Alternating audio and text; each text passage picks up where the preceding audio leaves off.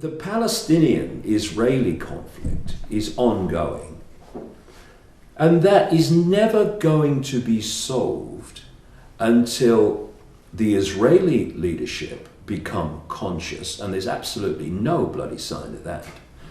And also the Palestine leadership becomes conscious.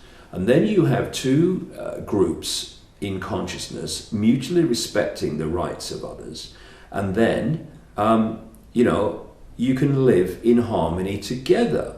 But you can't live in harmony when one, the Israelis, are trying to impose their will violently, disgustingly, upon one of the most, if not the most traumatized group of people and suppressed group of people in the world. And so you can have all your, not that if you get into the conspiracy they ever want. But how will you explain the Israelis that they should ignore what is written in the Torah and what God told them? This is the thing, mate. This is the thing, mate. This is why we have to be be a bit chilled out over this. You can't until they become conscious.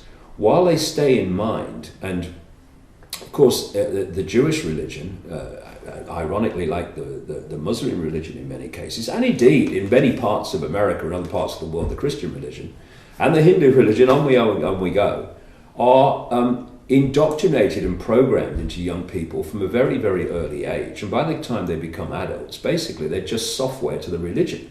They're just a computer disk playing out the religion. There was a program on British television years ago, and it was about an extreme Jewish group. When I say extreme followers of Judaism. And it was basically just fly-on-the-wall filming of their life over a period of a month or so. And it was just extraordinary. You got women stressed in kitchens, desperately trying to finish the cooking for the weekend before the sun goes down on the Sabbath, What's going on? So when you're dealing with that level of programming, you're not going to change these people until they become conscious and go above that level of perception and break out of the software. You're not going to do it, and this is how the control system works. It creates rigid belief systems called religions and political parties and all that stuff, and it creates basically different software programs called humans with different names for their software program, though the blueprint, the way it plays out, is exactly the same. And they play them off against each other. This is how they divide and rule the masses so that the few can control the masses. All we can do is to speak our truth and give people the opportunity to have another version of reality, which might tease open the mind to other possibilities. But I would say this.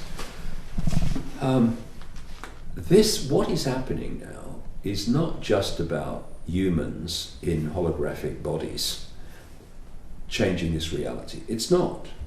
There is a multi-level process going on now that involves consciousness occupying very different bodies to those that look human, right out into that level beyond embodiment and form, pure consciousness, that is behind this process. And when I went to see that psychic in 1991, and I was told all these things which sounded extraordinary at the time, but they were all happening or happening. One of the key things was, I think I mentioned it earlier, that there was a vibrational change coming. This is why my first book was called The Truth Vibrations. I called it The Truth Vibrations because that's the name I gave to this vibrational change. Because what I was told was it was going to open up people, awaken people from their coma, their density, and was going to bring to the surface all that had remained, all that had been hidden from us, so we could see what was actually going on, the truth vibrations. Now, 21 years ago, there was no sign of this happening. Well, now it's very happening.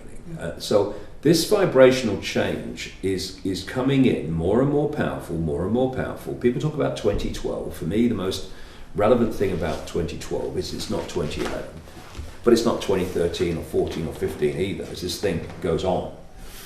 And it is teasing away all the time at the density, the concrete mind-dominated sense of reality.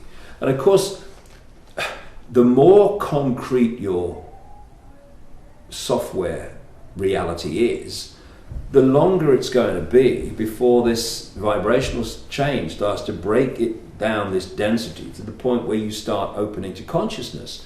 But I'm seeing people now, I don't know about your experience, who not long ago I used to think, well, never them, they're never going to open their minds to this stuff. But suddenly it's like, he's getting it. What's happening? What's happening is this. Those of us that have opened to this truth vibration transforming awareness, once you attach to it, you become influenced by it because you're starting to access higher levels of awareness, insight, intuition, all of it. But then you also vibrate with it. So you become a vehicle of it. And you're not only communicating information, you're generating this vibration that is part of it. And you're grounding it in this reality, in this frequency range, and becoming a generator of it, a communicator of it. And so every time, you see, what can happen, like, radio stations sharing the same space, is that the radio stations of different frequencies can occupy the same space but never communicate with each other, never interfere with each other because they're too far away from each other on the dial. And these truth vibrations can access this reality and that what goes on in this reality and people in this reality much more powerfully if they come through a physical vehicle and are transformed on a level that other people can pick up. You literally become a receiver of this truth vibrations change and a transmitter of it. And we, with every body that wakes up and attaches themselves or connects to this, they become a communicator of it. Suddenly we're starting to fill this reality with a different vibration and affecting people in a different way. And so I don't think we should get downhearted, though I do understand why,